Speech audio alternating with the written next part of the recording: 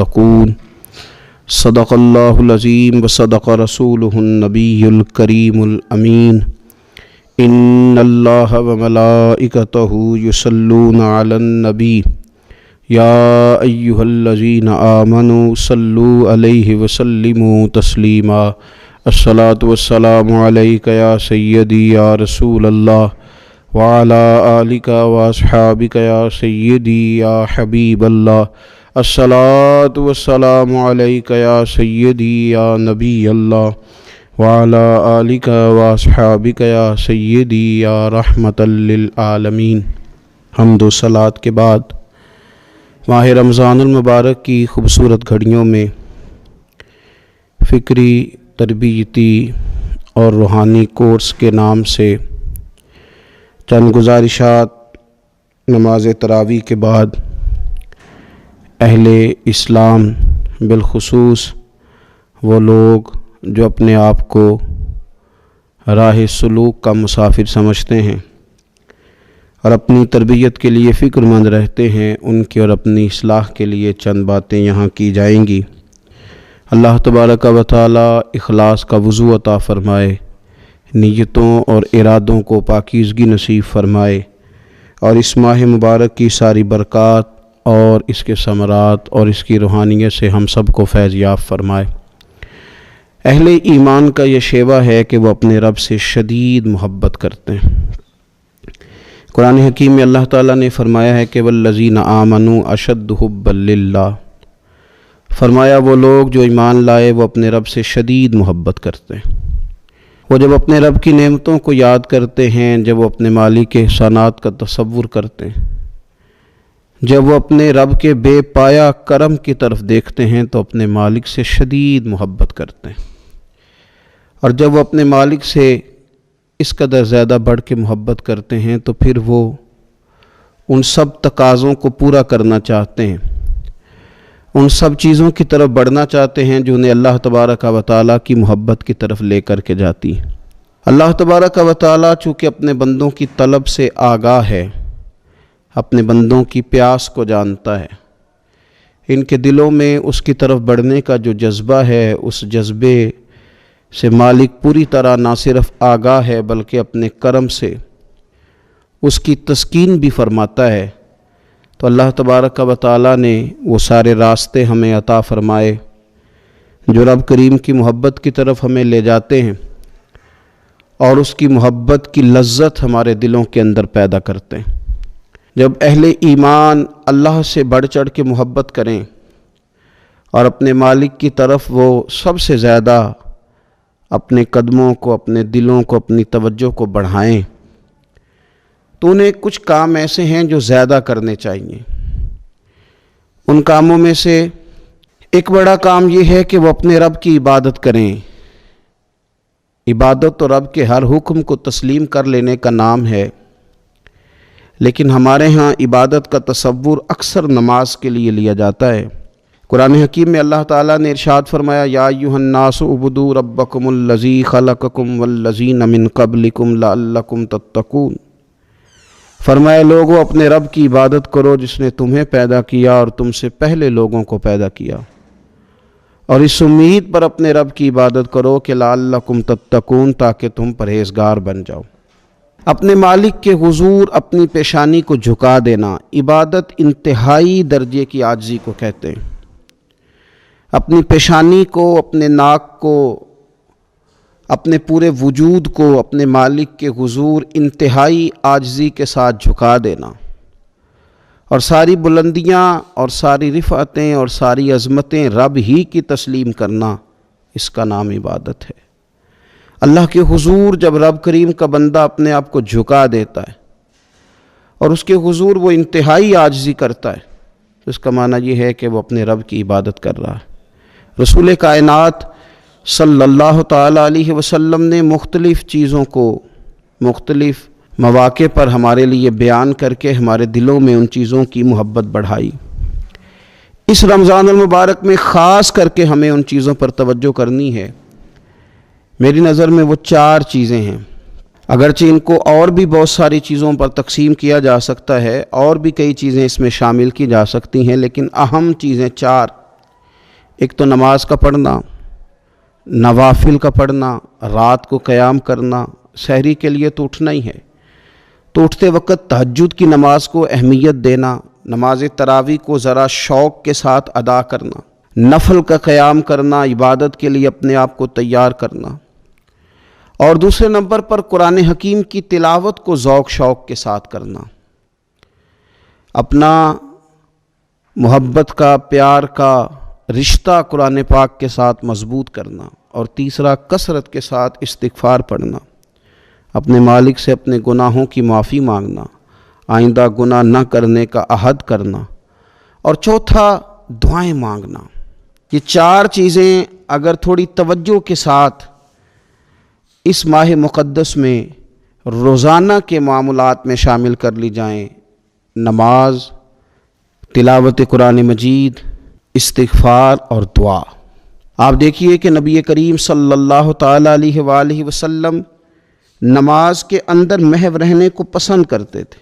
حضور نماز کے اندر شامل رہنے کو اور نماز کو بار بار ادا کرنے کو پسند کرتے تھے۔ ہر موقع پر حضور نماز ادا فرماتے، ہر موقع پر۔ سورج گرہن ہے تو نماز ہو رہی ہے، چاند گرہن ہے تو نماز ہو رہی ہے، بارش نہیں ہوتی تو کریم محبوب علیہ السلام نماز ادا کر رہے ہیں، بارشیں کثرت سے ہونے لگیں، طوفان اور آندیاں آنے لگیں تو حضور نماز ادا فرما رہے ہیں۔ جنگ کے موقع پر، بدر کے موقع پر لوگوں کی، صحابہ کی صفیں درست کر کے حضور خود مصلی پر تشریف لے گئے اور نماز شروع کر لی۔ تو ہر وقت نماز کی طرف حضور کی توجہ ہمیں بتاتی ہے کہ نماز پڑھنا، نفل پڑھنا، عبادت کرنا یہ کتنا دلچسپی والا کام ہے، اور مسلمان کا اس کے ساتھ شوق کس قدر زیادہ ہونا چاہیے۔ آج ہم زیادہ بے چین اس لیے رہتے ہیں کہ ہمارا تعلق باقی سب چیزوں سے مضبوط ہوا لیکن مصلی کے ساتھ کمزور ہوا۔ ہماری بہت ساری اس دور کی جدتوں نے ہم سے ہمارے مصلی کی، استغفار کی، تلاوت کی، دعا کی لذت چھینی۔ اگر ہم تھوڑا لوٹ کر کے آئیں اور کچھ گھنٹوں کے لیے، کچھ وقت کے لیے، کچھ ٹائم کے لیے، اگرچہ وہ مختصر ہی کیوں نہ ہو، ہم اپنے معمولات جو عبادت کے تعلق سے ان کو مضبوط کریں، موبائل بند کیے جائیں، ایک کونا تلاش کیا جائے، کوشش کی جائے تنہائی کرے انسان اپنے مالک کے ساتھ۔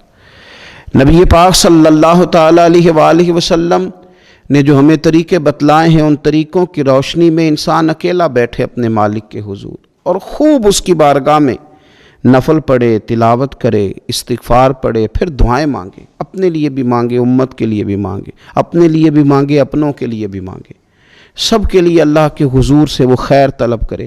حضرت سیدنا زید بن ثابت رضی اللہ تعالیٰ عنہ ارشاد فرماتے ہیں، مجمع الزوائد میں، مسند امام احمد بن حنبل میں یہ حدیث موجود ہے۔ آپ فرماتے ہیں کہ میں نبی پاک صلی اللہ تعالیٰ علیہ وسلم کے ساتھ اکثر نماز کے لیے جایا کرتا تھا، تو میں انفرادی انداز دیکھتا نبی پاک صلی اللہ تعالیٰ علیہ وسلم کا کہ حضور جب نماز کے لیے چلتے تو چھوٹے چھوٹے قدموں کے ساتھ چلتے۔ جو نبی پاک صلی اللہ تعالیٰ علیہ وسلم کا روٹین میں چلنے کا انداز ایک کریمانہ تھا، اس سے ہٹ کر حضور مختصر قدم اٹھاتے اور نماز کے لیے تشریف لے جاتے۔ میں اس خوبصورت ادا پر توجہ کرتا تو میرے کریم محبوب صلی اللہ تعالیٰ علیہ وسلم نے مجھ سے فرمایا، زید تم جانتے ہو میں مختصر قدم کیوں اٹھاتا ہوں؟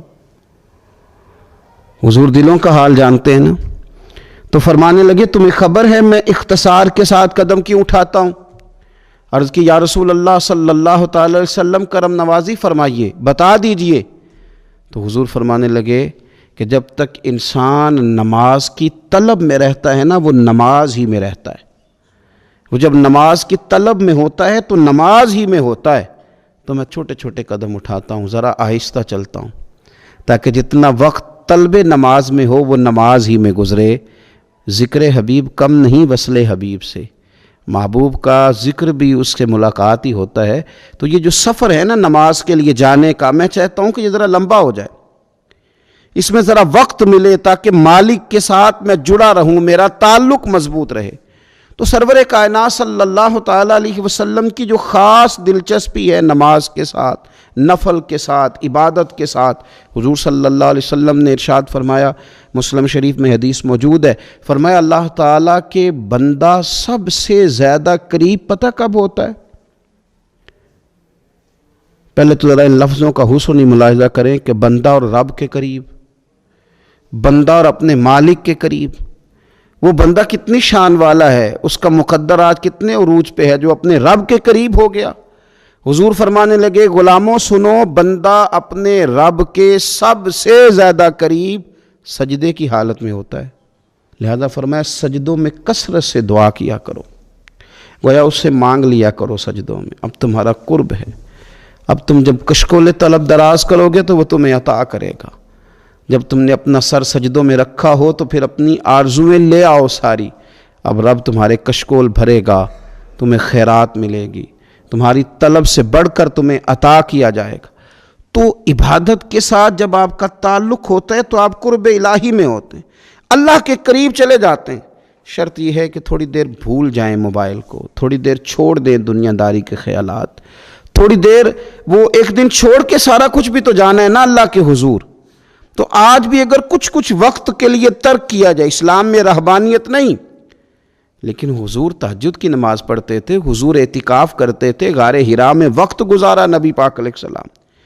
کچھ وقت تو ایسا ہو جو انسان اپنے رب کے ساتھ گزارے، اللہ کے ساتھ اپنے تعلق کو وہ مضبوط کرے۔ دیکھیے حضرت سیدنا یوسف بن عبداللہ بن سلام رضی اللہ تعالیٰ عنہ، یہ حضرت عبداللہ بن سلام رضی اللہ تعالیٰ عنہ معروف صحابی رسول صلی اللہ تعالیٰ علیہ وسلم کے صاحبزادے ہیں۔ یہ حضرت ابو درداء رضی اللہ تعالیٰ عنہ سے ملنے کے لیے تشریف لے گئے۔ فرماتے ہیں کہ جب میں ان سے ملنے کے لیے گیا تو وہ شدید علیل تھے، حضرت سیدنا ابو درداء رضی اللہ تعالیٰ عنہ بڑے جلیل القدر صحابی ہیں اور بڑے صاحب الرائے آدمی ہیں۔ حضرت عمر فاروق رضی اللہ تعالیٰ عنہ اکثر ان سے مشورہ لیا کرتے تھے۔ فرماتے ہیں میں جب ان سے ملنے کے لیے گیا تو وہ سخت بیمار تھے اور اسی بیماری میں ان کا وصال ہوا۔ میں ان سے ملنے گیا تو مجھ سے کہنے لگے کہ بھتیجے، حضرت عبداللہ ابن سلام کے بیٹے ہیں نا یوسف بن عبداللہ، تو وہ چونکہ ان کا دوستانہ تھا، کہنے لگے بھتیجے تم اس شہر میں کس طرح آئے؟ تو جناب یوسف بن عبداللہ کہتے ہیں میں نے عرض کی کہ آپ کا میرے والد کے ساتھ جو تعلق تھا، جو دوستانہ تھا، اس تعلق نے مجھے مجبور کیا کہ میں آپ کی تیمارداری کروں۔ تو فرماتے ہیں میں تو تیمارداری کرنے گیا تھا، ان کا حال پوچھنا تھا، لیکن یہ لوگ جو حضور کے دین کی تبلیغ کے لیے جذبات رکھتے تھے اور ایک دوسرے کو اللہ کی جانب متوجہ کرنے کا جو جذبہ رکھتے تھے، وہ بڑا انوکھا ہے۔ ایک شخص تیمارداری کرنے گیا ہے تو حضرت سیدنا ابو درداء رضی اللہ تعالیٰ عنہ فرمانے لگے بھتیجے میں اس وقت اس کیفیت میں ہوں کہ جھوٹ بولنا بہت برا ہے، یعنی جھوٹ بول ہی نہیں سکتا کہ اس بیماری میں ہوں کہ جس میں مجھے لگتا ہے کہ میں دنیا سے چلا جاؤں گا۔ فرمانے لگے اللہ کی قسم میں نے خود رسول پاک صلی اللہ علیہ وسلم سے سنا ہے کہ جو شخص اچھے طریقے سے وضو کرے، وہ تیمارداری کرنے آئے اور یہ ان کو نماز کی طرف، عبادت کی طرف مائل کر رہے ہیں۔ فرماتے میں نے خود حضور صلی اللہ علیہ وسلم سے سنا ہے کہ جو شخص اچھے طریقے سے وضو کرے پھر 2 رکعتیں نماز پڑھ لے یا 4 رکعتیں نماز پڑھ لے، اخلاص کے ساتھ پڑھے، اچھا وضو کرے، 2 رکعتیں پڑھ لے یا 4 پڑھ لے، یعنی 2 نفل ادا کرے یا 4 کر لے، اور پھر وہ خلوص کے ساتھ اپنے رب سے مغفرت طلب کرے تو اللہ اس بندے کی بخشش فرما دے گا۔ یہ میں نے سنا ہے حضور سے، یہ میں نے خود سنا ہے۔ مرض وصال میں سیدنا ابو درداء رضی اللہ تعالیٰ عنہ اس کو بیان کرتے ہیں۔ تو رمضان المبارک کے اندر ہمیں موقع ملتا ہے نماز پڑھنے کا، نماز تراویح کا، رات کے قیام کا موقع میسر آتا ہے۔ ایک تو عشاء کے بعد موقع ملا تراویح پڑھنے کے، ایک یہ کہ ہم کو سحری میں اٹھنا ہے، اور تہجد کی وہ خاص فضیلتیں جو عام دنوں میں کئی دفعہ مشکل ہوتی ہیں، وہ اٹھنا تو ہے۔ اگر تھوڑا سا 10 منٹ پہلے اٹھا جائے، وضو کیا جائے، اچھے طریقے سے کچھ نوافل ادا کر لیے جائیں، پھر سحری کے معاملات میں مشغول ہوا جائے۔ نبی پاک صلی اللہ تعالیٰ علیہ وآلہ وسلم ارشاد فرماتے ہیں، یہ ترمذی شریف کی حدیث ہے، حضور علیہ الصلوۃ والسلام نے ارشاد فرمایا کہ رات کا قیام اپنے اوپر لازم کر لو۔ اگرچہ یہ لازم کرنا یہ استحبابی حکم ہے، حضور صلی اللہ تعالی وسلم نے اسے فرض قرار نہیں دیا، لیکن حضور شوق دلاتے ہیں۔ فرمایا رات کا قیام، رات کا قیام، ساون کی کالی راتوں میں جب بوندا باندی ہوتی ہے، وہ راتوں کو اٹھ اٹھ روتے ہیں جب خلقت ساری سوتی ہے۔ اور حضرت میاں صاحب رحمۃ اللہ علیہ نے فرمایا تھا کہ رات پوے تے بے دردانو نیند پیاری آوے، تے درد مندانو یاد سجن دی ستیاں وی آن جگاوے۔ فرمایا رات کا قیام، حضور سید عالم صلی اللہ تعالی علیہ وسلم فرماتے ہیں رات کا قیام اپنے اوپر لازم کر لو، اس لیے کہ یہ رات کا قیام تم سے پہلے نیک لوگوں کا طریقہ ہے، اور یہ تمہارے لیے قرب خداوندی کا باعث ہے، یہ تمہیں اللہ کے قریب کر دے گا۔ اور حضور صلی اللہ تعالی علیہ وسلم فرمانے لگے یہ رات کا قیام تمہاری برائیوں کو مٹا دے گا اور یہ تمہیں گناہوں سے روک لے گا، گویا رب کریم تمہیں معافی عطا فرمائے گا، یہ تمہارے لیے بخشش کا ذریعہ بن جائے گا۔ یہ برائیوں کو مٹانے والا ہے رات کا قیام، یہ گناہوں سے روکنے والا ہے رات کا قیام۔ تو نماز کی طرف خاص توجہ کریں۔ اسی طرح کا معاملہ تھوڑا سا ہمیں ذوق کے ساتھ قرآن پاک کی تلاوت کے ساتھ اپنے آپ کو وابستہ کرنا چاہیے۔ بہقی شریف میں حدیث ہے، نبی پاک صلی اللہ تعالی علیہ وسلم نے فرمایا میری امت کی سب سے افضل عبادت تلاوت قرآن ہے، سب سے افضل عبادت تلاوت قرآن ہے۔ اور حضور صلی اللہ تعالی علیہ وسلم فرماتے ہیں قیامت کے دن قرآن پڑھنے والے سے کہا جائے گا تو پڑھ، تو جتنی آیتیں پڑھتا جائے گا رب تیرے اتنے درجے بلند کرتا جائے گا۔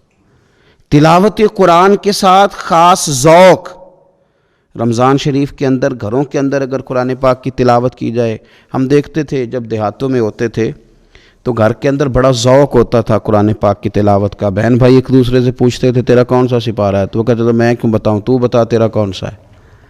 کیوں؟ اس لیے کہ ایک شوق ہوتا تھا کہ ایک دوسرے سے آگے بڑھنا۔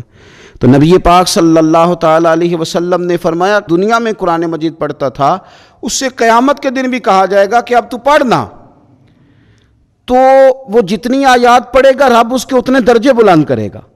تو رمضان شریف کے اندر خاص ذوق قرآن مجید کی تلاوت کا۔ پھر اسی طرح کا معاملہ استغفار کے ساتھ، نفل پڑھے جائیں، تلاوت کی جائے، اور پھر استغفار کثرت سے پڑھا جائے، استغفار کثرت سے پڑھا جائے۔ نبی پاک صلی اللہ تعالی علیہ وسلم کا محبوب وظیفہ استغفار پڑھنا، اللہ کے حضور توجہ کرنا، توبہ کرنا۔ حضور تو معصوم ہے، نبی پاک تو معصوم عن الخطا ہے، حضور سے تو معاذ اللہ کوئی گناہ سرزد ہوتا ہی نہیں، اور انبیاء کے بارے میں جو کوئی ایسے نظریات رکھے وہ گمراہ ہے۔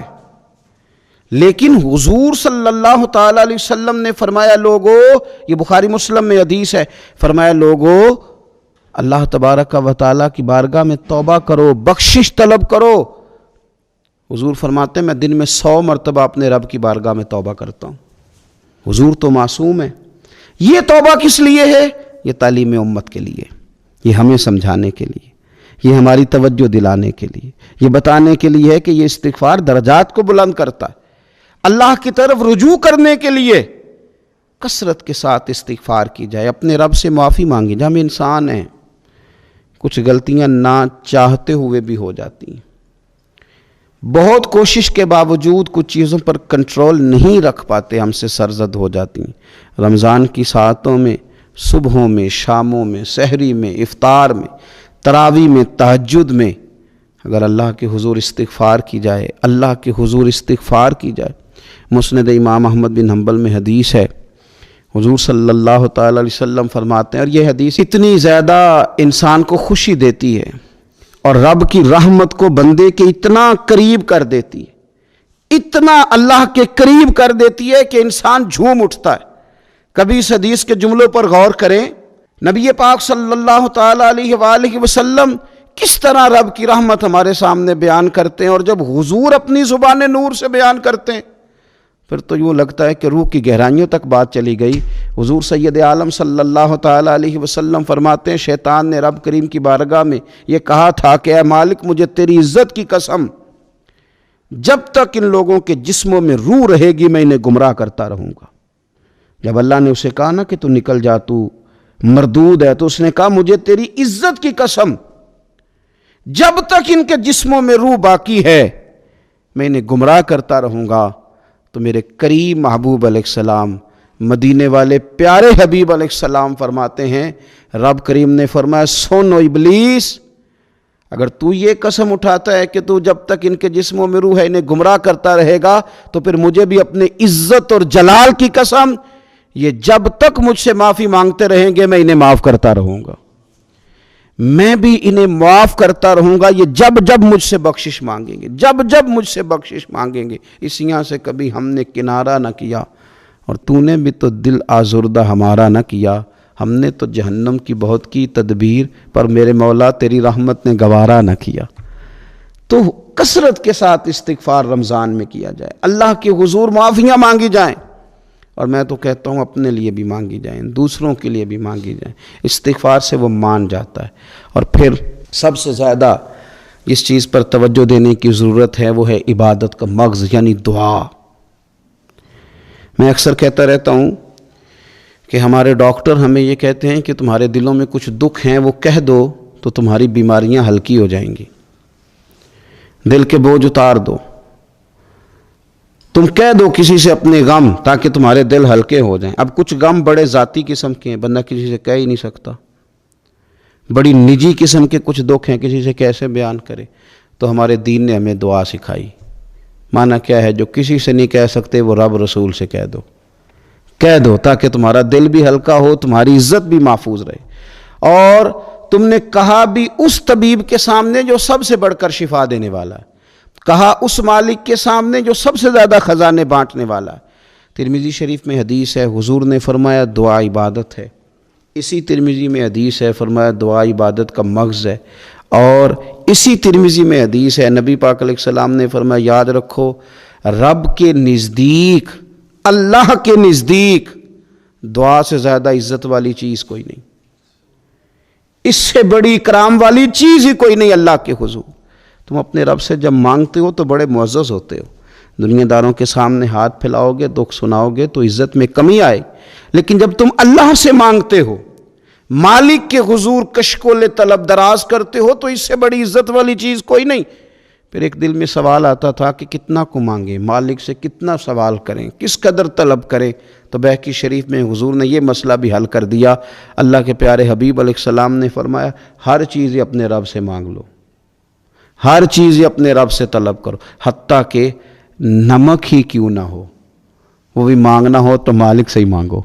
اللہ کے حضور عرض کرو، اس کے پیارے محبوب علیہ السلام کے غلاموں، تمہارے ہاتھ وسیلہ جو آ گیا ہے مدینے والے محبوب کا، اس کی بارگاہ سے مانگو، بار بار مانگو، کئی بار مانگو، اور اپنے لیے بھی طلب کرو، دوسروں کے لیے بھی طلب کرو، امت کے لیے طلب کرو، ملک و ملت کے لیے طلب کرو۔ تو رمضان شریف کی پہلی نشست میں ایک تو ہمیں اپنی عبادت کو، اپنے نوافل کو، اپنی نماز کو مضبوط کرنا ہے، کوشش کریں قضا نمازوں پر بھی توجہ دی جائے، یہ بہت بڑا قرض ہے اور یہ ہم ہی ادا کریں گے تو ادا ہوگا۔ اور دوسری بات یہ کہ کثرت کے ساتھ قرآن مجید کی تلاوت کی جائے۔ تیسری بات یہ کہ استغفار کو اپنے اوپر لازم کیا جائے۔ اور چوتھی بات، دعائیں مانگی جائیں۔ رمضان کی گھڑیاں بڑی قبولیت والی ہیں، بڑی قبولیت والی ہیں۔ افطار کے وقت